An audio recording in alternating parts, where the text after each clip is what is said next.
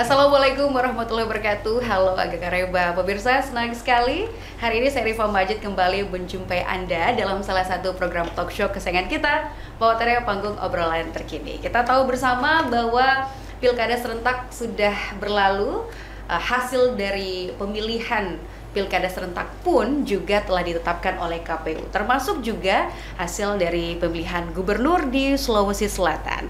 Dan setelah penetapan tersebut dilakukan, kini Komisi Pemilihan Umum juga bersiap untuk melakukan penanganan perkara hasil pilkada tersebut, yang mana kalau di Sulawesi Selatan sendiri tepat kurang lebih di tanggal 11 Desember 2024 yang lalu, pasangan Dhani Azhar resmi melayangkan gugatannya ke Mahkamah Konstitusi. Ada beberapa poin sebenarnya yang menjadi gugatan. Nanti akan kita gali bersama apa saja yang mendasari gugatan dari pasangan tersebut dan bagaimana tanggapan dari Komisi Pemilihan Umum Provinsi Sulawesi Selatan. Sudah hadir bersama saya di studio iNews TV Makassar. Kita akan membahas Pilgub Sulsel Gugat Dia. Kita akan membahasnya bersama dengan juru bicara pasangan Dhani Azhar, ada Kakak Astrid ada di sini. Apa kabar Kakak? Baik, alhamdulillah baik. Bagaimana aktivitas sejauh ini? Alhamdulillah baik, tetap semangat, kita masih tetap optimis memenangkan Pilgub Sulsel. Baik, walaupun hasilnya udah ditetapkan gitu ya? Iya, versi KPU. Versi KPU. Oke, baik. Kemudian biar berimbang obrolan kita hari ini juga sudah hadir bersama saya anggota KPU Sulawesi Selatan dari Divisi Hukum, khususnya akan menangani gugatan-gugatan itu ada Kakak Upi Hastati. Apa kabar Kakak Upi? Alhamdulillah baik. Kelihatan fresh sekali hari ini, walaupun ini cuaca memang akhir-akhir ini kurang bersahabat, tapi saya melihat dua narasumber saya ini tetap semangat dan antusias wajahnya ya. Iya, harus tetap fresh ya. Iya. Bahagia selalu. Bahagia selalu. Meskipun cuaca nggak menentu ya, pagi kadang mendung, malam hujan, sorenya kangen. Siap. Semoga itu juga tidak berdampak pada suasana dinamika pemilu kita di Sulawesi Selatan gitu ya. Kalau tadi Kakak Astrid sudah mengatakan, saya nggak mau panggil Kakak ya, biar kita lebih akrab gitu ya. Karena kalau panggil Bapak Ibu tuh terlalu formal.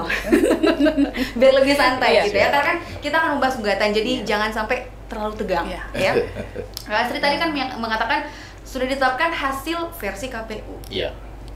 Versi yang mana yang diharapkan sebenarnya?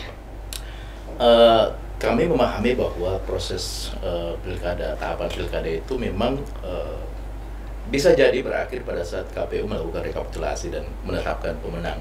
Tetapi ketika misalnya salah satu paslon merasa ada yang kurang beres dari proses yang sudah berlangsung, kita masih diberikan hak konstitusional untuk melakukan gugatan sengketa di Mahkamah Konstitusi. Seperti itu, dan itu yang tengah kami lakukan di pasangan Dhani Azhar. Apa yang mendasari tim atau pasangan calon Dhani Azhar ini melakukan gugatan, dan apa saja yang menjadi poin-poin gugatannya sebenarnya? Apa yang salah di pilkada kemarin? Jadi kami menduga ya, gitu. Kami menduga ini ada proses yang kita sebut sebagai kecurangan gitu. Kalau bicara kecurangan kan jelas bahwa proses itu kemudian merugikan kami sebagai salah satu paslon. Merugikan kami sehingga ini harus diselesaikan secara hukum yang berlaku. Karena tahapan udah berakhir, KPU udah menetapkan pemenang, maka tahapan yang kita tempuh berikutnya adalah mengadukan ini kepada Mahkamah Konstitusi. Ada kecurangan yang kita identifikasi itu berlangsung secara masif, hampir di semua TPS yang kami identifikasi. Kemudian itu juga boleh jadi terstruktur, gitu. Dan memang sistematis. Itu versi kami ya. Nah, dengan berbagai upaya mengumpulkan bukti, kemudian mengorganisasikan saksi, kami kemudian yakin bahwa ini harus diselesaikan secara hukum, dan ini yang harus kita selamatkan gitu. Dan masyarakat juga harus paham bahwa tahapan di berperkara di MK itu bagian yang patut dihargai sebagai proses, kalau kita sebutnya itu proses untuk memurnikan demokrasi. Gitu.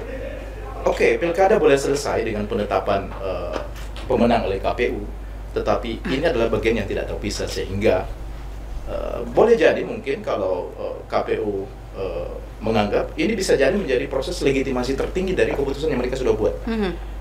Dan bisa juga sebaliknya, bahwa apa yang sudah diputuskan setelah misalnya diuji oleh majelis di mahkamah sebentar, kalau ternyata memang terbukti yang kami duga itu terjadi, keputusan itu bisa dianulir.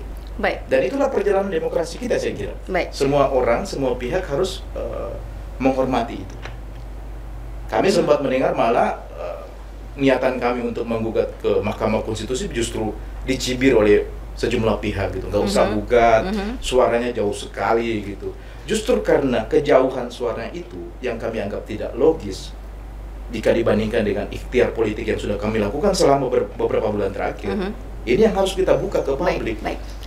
Sebelum saya ke Kak Upi gitu ya, untuk tentunya menanggapi apa yang disampaikan Kak Asri tadi, boleh disampaikan secara spesifik dugaan kecurangan seperti apa yang terjadi di TPS kemudian yang tentu berdasarkan versi pasangan calon sudah dilihat langsung oleh para saksi. Ya, sebenarnya ada banyak ya, cuman kan kalau kami bibirkan semua di sini jadi biar nanti diklarifikasi langsung apakah seperti ada itu. Satu hal yang sebenarnya kita tidak bisa tutup mata bahwa ternyata banyak kami temukan tanda tangan yang tidak bisa dipastikan kebenarannya dilakukan oleh orang yang bersangkutan dan itu diabsensi daftar hadir pemilih gitu. Dari penelusuran yang kami lakukan, mengumpulkan bukti yang kami lakukan, itu kami dapatkan bahwa ternyata kita punya tingkat partisipasi pemilih itu tidak tinggi. Oke. Di banyak daerah juga begitu, terutama di pilkada serentak barusan ini.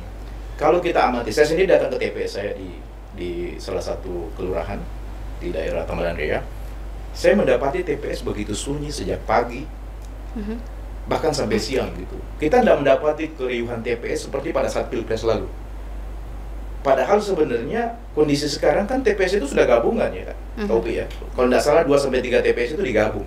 Kalau di pilpres lalu kita ada sekitar 26.000 TPS di Sulsel, sekarang tinggal 14.000. Itu sudah digabung, jadi artinya jumlah pemilihnya cukup banyak. Kalau di pilpres kita sudah rasakan orang antri, saya tidak antri. Teman-teman yang datang memilih jam 9.10 atau jam 11.12 itu juga melaporkan tidak ada antrian.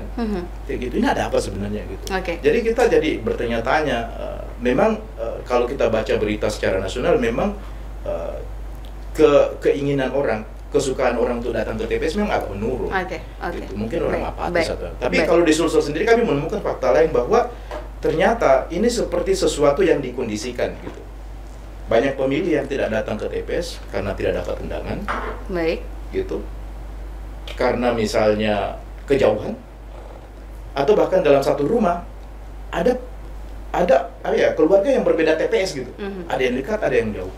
Gitu. Jadi itulah semua yang kemudian kami rangkum dan ternyata memang ini hampir merata terjadinya dan disertai dengan bukti kehadiran yang minim.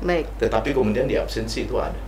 Baik. Jadi untuk sementara tadi sudah disampaikan juga bahwa beberapa dugaan, salah satunya tanda tangan yang diduga palsu, diduga palsu, kemudian juga partisipasi pemilih yang rendah, yang diduga juga diakomodir secara sistematis. Saya mau mendengar bagaimana tanggapannya dari KPU sendiri, Kakak Upi. Apakah memang realitanya seperti itu di lapangan dan begitu pula yang ditemukan oleh KPU? Saya menyambung dari yang disorot kemarin ini kan memang sudah nampak terbaca ya di proses rekapitulasi provinsi bahwa teman-teman saksi paslon sempat menghadirkan foto ya dokumen dari absen. Pada kenyataannya memang kita menemukan hal yang demikian. Saya kira itu kita tidak bisa menutupi itu. Pemilihan hari ini sama dengan pemilu yang lalu bahwa seluruh lapisan masyarakat hampir bisa mengakses seluruh dokumen yang ada pada tingkat rekapitulasi TPS. Jadi memang menjadi catatan kami juga dalam proses persiapan gugatan MK ini. Tadi kami juga menghargai bagaimana teman-teman peserta pemilu untuk kemudian menggugat ke Mahkamah Konstitusi. Saya kira itu adalah ruang yang sah yang disiapkan oleh undang-undang dan kita harus semua saling menghargai dan menghormati proses itu. Karena yang ada adalah penyelenggara pemilu, penyelenggara hari ini ada mempersiapkan diri juga untuk menjawab tentunya kondisi dan kenyataan yang ada. Bahwa tadi juga disampaikan ada kondisi beberapa pemilih yang tidak kemudian hadir ke TPS karena terkait dengan C pemberitahuan yang tidak sampai, ini tentu kami akan mengecek, cek and recheck ke tingkat bawah berapa sesungguhnya persentase C pemberitahuan yang sudah tersalur dan tidak tersalur. Karena semua C pemberitahuan yang disampaikan pada kawan-kawan di tingkat KPPS itu kami perintahkan untuk dicatatkan dengan rapi. Jadi semua ada dokumen pertanggungjawabannya. Dokumennya diterima oleh siapa, kemudian C pemberitahuannya berapa banyak yang tersalur dan berapa banyak yang tidak tersalur. Yang tidak tersalur itu juga tentu harus dilampiri, didukung oleh alasan-alasan kenapa kemudian C pemberitahuan itu sampai tidak tersalurkan. Oke. Tapi dalam laporannya C pemberitahuan itu berapa persen sebenarnya? Di sebelum penyelenggaraan kemarin, tentu petugas-petugas dari KPU sendiri sudah melakukan laporan ya bahwa berapa yang tersalurkan, berapa yang tidak. Iya. Jadi ini kan kami sedang mengidentifikasi nih, identifikasi total berapa C pemberitahuan yang tidak tersalurkan. Untuk rincinya mungkin kami baru melacak karena kemarin ini kami konsentrasi di proses rekapitulasi pada angka-angka capaian yang setelah dilakukan pengutusan hitung oleh kawan-kawan dan direkap di tingkat KPU provinsi. Untuk catatan pertanggungjawaban dokumen sampai hari ini itu memang kawan-kawan kami besok tanggal 24 itu sudah rapat koordinasi untuk mengecek kembali berapa sesungguhnya jumlah total. Jangan sampai saya nyebut angka kemudian ini keliru. Betul. Karena ini soal angka presentasi nanti berapa total C pemberitahuan, semua ada catatan. Baik. Sembari menunggu hasilnya seperti apa gitu ya, nanti kita akan bahas juga perkara ini ya di sesi berikutnya. Kita masih akan kembali, pemirsa jangan kemana-mana, tetaplah bersama kami di Poteria Panggung Obrolan Terkini.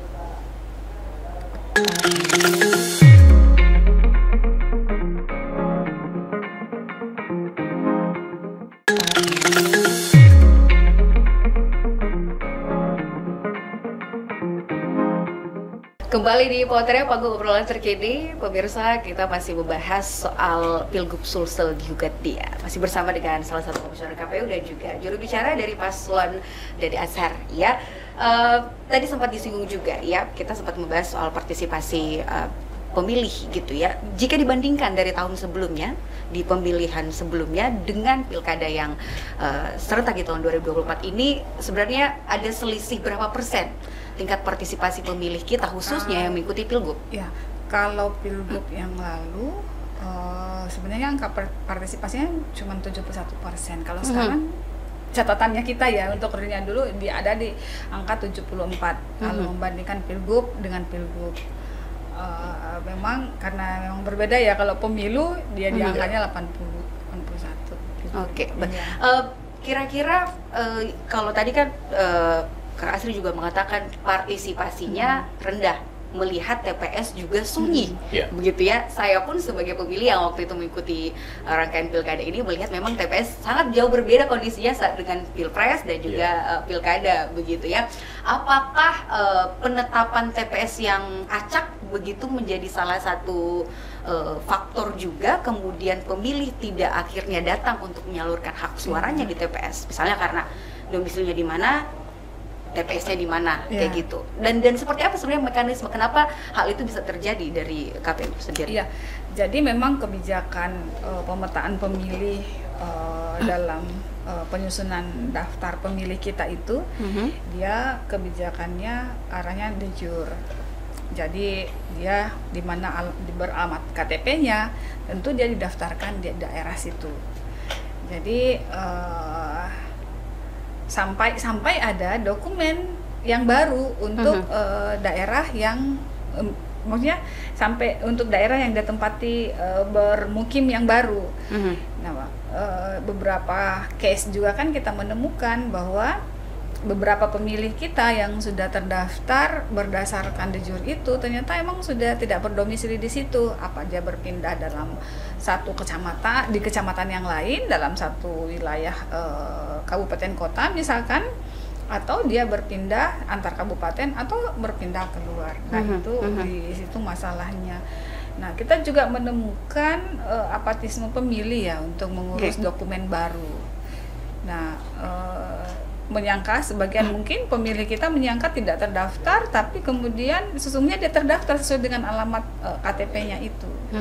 Jadi karena regulasinya memang pemetaan pemilih berdasarkan dengan alamat yang tertera dalam KTP-nya, ya akhirnya pemilih ditetapkan sesuai dengan TPS yang berdekatan dengan alamatnya.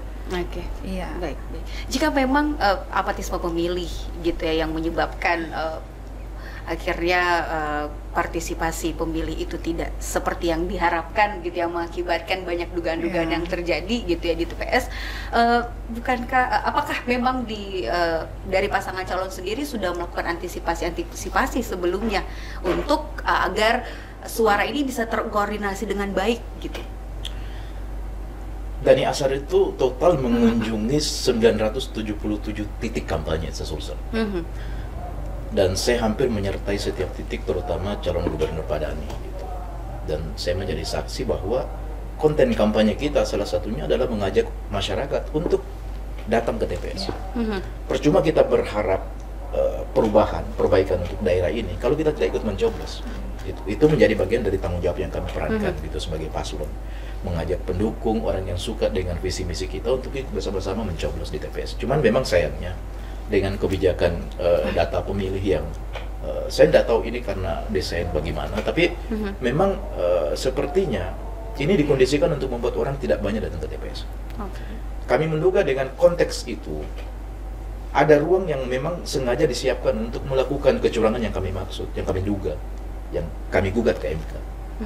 Karena pemilih tidak banyak yang datang, artinya kertas suara banyak yang tidak terpakai gitu. Nah, baru kali ini sengketa pilkada itu menyertakan absen sebagai salah satu alat bukti gitu. Sebelum-sebelumnya kita tidak pernah membicarakan soal ini, padahal dan kita juga baru sadari bahwa ternyata autentifikasi orang datang ke TPS atau tidak itu absensi. Kalau kita datang ke TPS, prosedurnya kan kita harus ditanya ya, ada KTP enggak atau surat keterangan kependudukan yang lain atau undangan misalnya. Itu kemudian diverifikasi dengan KTP, lalu kemudian kita bertanda tangan di dua berkas, 2 kali tanda tangan. Itu yang harus dilakukan. Nyatanya di beberapa daerah itu kami temukan absensi yang bukan pelaku, yang bukan pemilih yang membubuhkan tanda tangan. Absen. Gitu. Ada malah yang bertanda tangan dengan huruf saja A, dan itu banyak di satu TPS. A sampai huruf W itu banyak. Itu luar biasa. Aturan kepemiluan kita dalam satu TPS, satu orang mencoblos 2 kali sudah PSI. Nah, kalau orang bertanda tangan beberapa kali artinya apa? Kita tidak tahu apa yang terjadi sebenarnya, tapi begitu fakta yang kami temukan sebagai salah satu alat bukti yang menguatkan kami menggugat di Mahkamah Konstitusi. Selain itu, apalagi alat bukti yang kemudian menguatkan gugatan-gugatan dari paslon? Ada banyak sebenarnya yang mungkin kami tidak bisa beberkan di sini karena menjadi wilayah kewenangan dari kuasa hukum yang sedang bekerja saat ini. Tapi sebenarnya bagian yang paling penting yang kami soroti, dan itu sudah terbuka ke publik, ini soal daftar hadir pemilih gitu. Boleh saja bahwa penyelenggara, dalam hal ini KPU Sulsel, mengklaim bahwa tingkat partisipasi pilkada serentak tahun 2024 itu mencapai 74%. Tapi kalau ini kita konfrontir dengan daftar hadir pemilih, itu tidak seperti itu. Tingkat partisipasi 74% memang tergambar dalam C hasil. Kalau kita rekap, namun realitanya tidak seperti itu. Realita yang paling bisa kita jadikan autentifikasi kehadiran kan absensi. Tim kami Dhani Asar itu memelototi satu persatu absen di tiap TPS, dan itu pekerjaan yang tidak pernah dilakukan sebelumnya. Begitu kami menghargai suara rakyat untuk diselamatkan gitu. Kami tidak ingin bahwa pilkada serentak ini menghasilkan sesuatu yang sebenarnya tidak sebenarnya terjadi gitu. 977 titik yang kami datangi untuk berkampanye, membawa visi perubahan dan perbaikan untuk Sulsel, itu tidak boleh dizalimi dengan model kecurangan seperti ini gitu. Kita tidak menuduh siapa yang menjadi pelaku, tetapi penyelenggara dalam hal ini harus bertanggung jawab. Baik. Makanya penyelenggara yang kita gugat di Bagaimana tanggapannya Kak Opi? Ya, tentu kalau penyelenggara pemilu itu kan bekerja juga memang berdasarkan dengan asas akuntabilitas. Penyelenggara harus siap untuk ditanya dari semua proses pekerjaan yang telah dijalankan.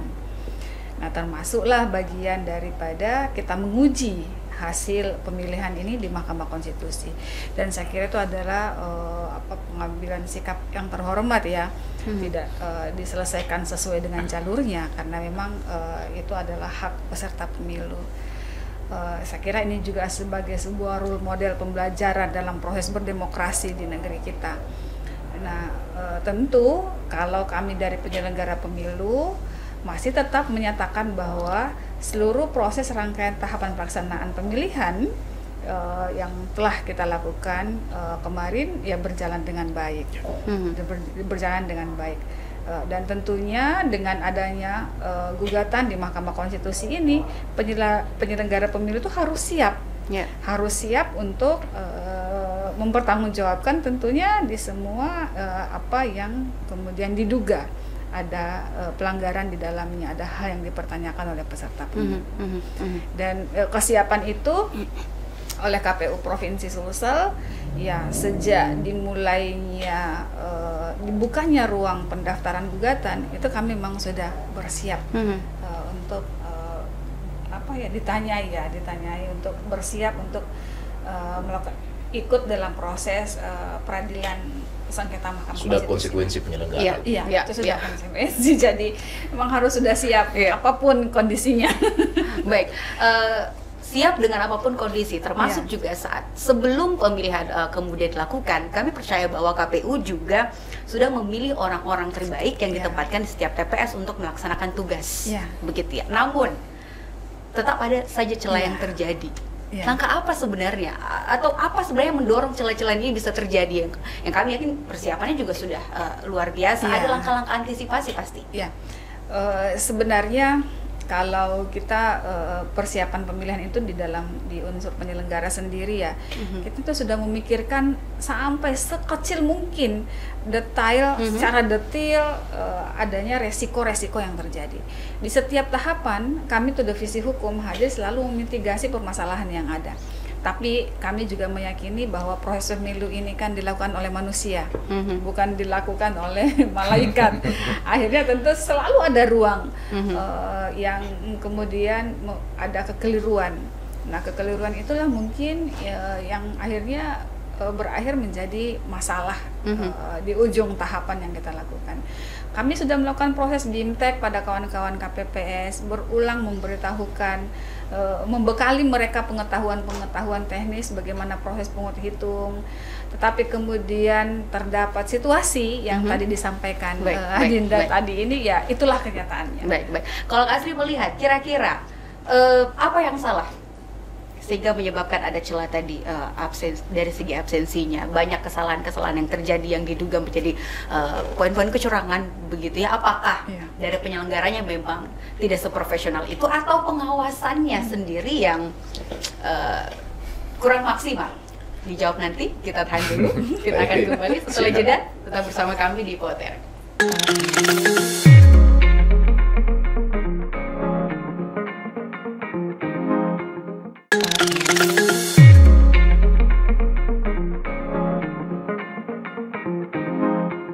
Kita sampai di segmen terakhir pemirsa, masih di Potere, dan tadi sempat terpotong. Kira-kira menurut Kak Asri, celah ini terjadi, dugaan-dugaan kecurangan itu terjadi, apakah dari sisi penyelenggaranya yang kurang atau pengawasannya yang memang tidak maksimal? Saya setuju kata Kak Opi bahwa penyelenggara juga manusia gitu. Dan kita baru saja melaksanakan pilkada yang serentak banget gitu. Ini serentak banget ini. Pilkada tingkat 2 dengan tingkat 1 bersamaan gitu. Sehingga memang konsentrasi penyelenggara itu sangat besar, bebannya besar, konsentrasinya waktu juga sempit saya kira. Nah, dalam kondisi begini memang ya logikanya akan banyak celah terbuka untuk kepentingan politik tertentu gitu. Nah, itu yang kemudian kita dapatkan buktinya, kita dapatkan saksinya. Itu sehingga gini ceritanya, gugatan ke MK itu nggak main-main gitu. Banyak orang bilang bahwa gugatan ke MK itu ya bisa lebih banyak kalahnya gitu, lebih banyak tidak diterimanya gitu. Cuman kami dengan data bukti yang begitu banyak, sesulsel malah itu membuat kami begitu yakin bahwa ini harus kita selesaikan secara hukum gitu. Nggak boleh dibiarkan, presiden ini nggak negatif untuk demokrasi kita. Besok-besok kalau orang pilkada, taruh misalnya dua paslon aja head to head, curang aja securang-curangnya sampai selisih suara jauh sehingga tidak bisa digugat. Masyarakat harus tahu bahwa hari ini MK tidak lagi hanya fokus pada selisih, pada sengketa selisih saja, selisih suara, tapi juga pada sengketa yang melibatkan proses pilkada atau pemilu yang di dalamnya ada bukti-bukti terjadi kecurangan yang sifatnya sistematis ya, terstruktur, sistematis dan masif, TSM. Nah itu yang menguatkan kami kemudian memperjuangkan demokrasi kita, menyempurnakan demokrasi dengan menggugat ke MK. Tentu kalau menurut saya bahwa proses ini ya bagian yang seperti saya bilang tadi harus dihormati oleh semua pihak, termasuk paslon yang menjadi lawan dari kami misalnya. Ini bagian yang harus kita jalin bersama. Justru kemenangan paslon misalnya 02 ya, yang sudah ditetapkan oleh KPU, itu akan terlegitimasi lebih tinggi lagi kalau MK tetapkan bahwa memang benar dia menang gitu. Tapi harus siap kalau MK memutuskan bahwa ternyata dengan bukti yang kami bawa ini telah terjadi kecurangan dan sesuatu harus dievaluasi kembali. Misalnya dianulir atau diharuskan kita melaksanakan pemilihan pemungutan suara ulang gitu. Ini konsekuensi berdemokrasi yang harus kita terima dengan dewasa. Berapa persen keyakinan dari 01 bahwa gugatan ini diterima dan kemudian keputusannya nanti akan diambil? Sejak awal kampanye kami sudah yakin bahwa kami akan memenangkan Pilgub. Sehingga semua hal kita harus prototi dengan baik dan alhamdulillah setelah pemungutan suara dan hasilnya ditetapkan oleh KPU, kami mendapatkan bukti bahwa ternyata tidak seperti itu gitu. Ini harus diluruskan. Sehingga ini kami anggap bahwa ya ini cuma persoalan waktu. Kita sementara diuji untuk melihat mana pejuang yang sesungguhnya, mana pejuang demokrasi yang sesungguhnya, mana yang tidak. Kita kemudian konsisten di situ dan menunggu proses yang akan dilanjutkan di Mahkamah Konstitusi. Saya kira dengan semua bukti yang kami punya, saksi yang kami punya, fakta-fakta yang kami dapatkan yang terjadi di hampir semua TPS Sulawesi Selatan, itu akan menguatkan kami, menambah keyakinan bahwa insya Allah Pilgub Sulsel itu akan kami menangkan dan itu diputuskan oleh Mahkamah Konstitusi. Baik. Seperti itu. Dari KPU sendiri. Iya. Persiapannya seperti apa? Setelah gugatan dilayangkan tentu prosesnya masih akan panjang. Iya. Gitu ya? Jadi kalau lihat PMK yang baru di PMK nomor 4 yang keluar, tadinya kan kami menunggu nih BRPK di tanggal 19-20 tapi rupanya bergeser sampai ke tanggal 3 Januari. Sekarang lagi sedang pemeriksaan registrasi menuju BRPK. Nah di tanggal 6-7 itu kami baru menerima materi gugatan. Nanti setelah itu di range waktu itu pula sampai mungkin sudah akan ada jadwal sidang di 12-13 Februari sudah ada putusan selah pertama, penetapan putusan MK pertama. Nah di tahapan-tahapan ini tentunya lagi-lagi konsekuensi penyelenggara pemilu untuk menghadapi MK harus siap bertanggung jawab pada tahapan yang dilakukan. Nah seperti tadi dikatakan bahwa adanya data dan fakta yang ditemukan oleh teman-teman paslon, tentu kami juga akan menjawab dengan data dan fakta yang diolah oleh kawan-kawan KPU.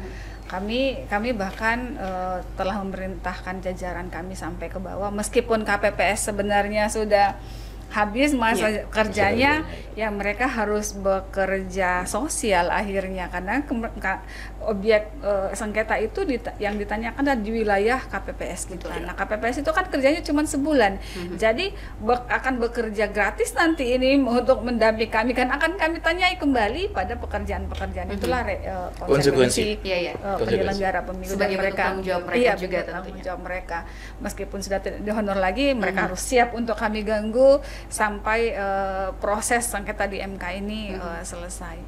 Jadi kemudian KPU RI juga sebagai penanggung jawab akhir dari proses pelaksanaan pemilu juga sudah punya desain tersendiri bagaimana merangkum dan meramu seluruh persiapan kawan-kawan KPU provinsi dan KPU kabupaten kota.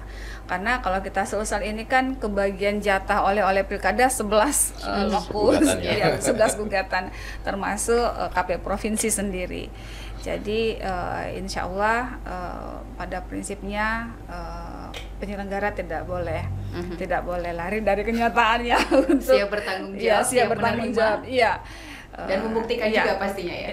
Insya Allah kami akan siap membuktikan dari semua objek gugatan tentunya. Baik. Terakhir, apa harapannya dari masing-masing? Dari Kakak Upi dulu. Ya, harapan kami tentunya selaku penyelenggara pemilu, apa yang telah kami tetapkan itu yang kemudian, karena itu adalah marwah lembaga kami terhadap apa yang telah kami tetapkan, itu tetap ditetapkan oleh Mahkamah Konstitusi. Oke. Dari Jubir? Jelas dong, harapannya kita memenangkan suara rakyat melalui gugatan di Mahkamah Konstitusi. Tapi di luar dari itu kita berharap seluruh pihak menghargai, menghormati yang kami lakukan, tidak mencibir ini sebagai bagian dari pansos misalnya bikin sensasi dan sebagainya, tidak. Suara rakyat yang mendukung Dhani Azhar itu juga harus diselamatkan. Bahwa keinginan mereka untuk melabuhkan harapan merubah daerah ini jauh lebih baik misalnya di pundak Dhani Azhar itu juga harus kita kanalisasi dengan secara demokratis sesuai dengan aturan yang berlaku, dan itu yang tengah kami lakukan, sehingga kami berharap dukungan, doa restu dari seluruh masyarakat Sulawesi Selatan. Saya kira gugatan MK ini adalah menjadi forum tertinggi untuk melegitimasi apapun dan siapapun pemenang Pilgub Sulsel. Setelah itu, karena keputusan MK kan sudah final and binding final dan mengikat, tidak bisa lagi dicibir, tidak bisa lagi dianulir. Itulah hasil yang terbaik buat Sulawesi Selatan. Baik, jikapun akhirnya nanti hasilnya tetap sama seperti yang ditetapkan oleh KPU. Menggugat itu siap dengan semua konsekuensi putusan dari mahkamah gitu. Tapi memang kalau ditanya berharap, kami yakin dan berharap bahwa kami yang menjadi pemenang di Pilgub Sulsel. Optimisme sama-sama dari KPU maupun dari pasangan calon. Tentu kita juga harus optimis bahwa baik prosesnya, hasilnya semua berjalan sesuai marwah demokrasi yang sesungguhnya, gitu ya. Kita tidak menginginkan ada kecurangan, gitu ya. Pun jika memang itu terjadi, itu wajib untuk dibuktikan dan kita wajib untuk mengawal suara rakyat. Terima kasih banyak untuk kesempatannya hari ini, Kakak Upi, Kakak Asri. Kita akan kembali lagi tentunya dengan obrolan-obrolan yang menarik lainnya di Poteria, panggung obrolan terkini. Saya Rifa Majid pamit. Assalamualaikum warahmatullahi wabarakatuh. Salam kita bersama. Terima kasih.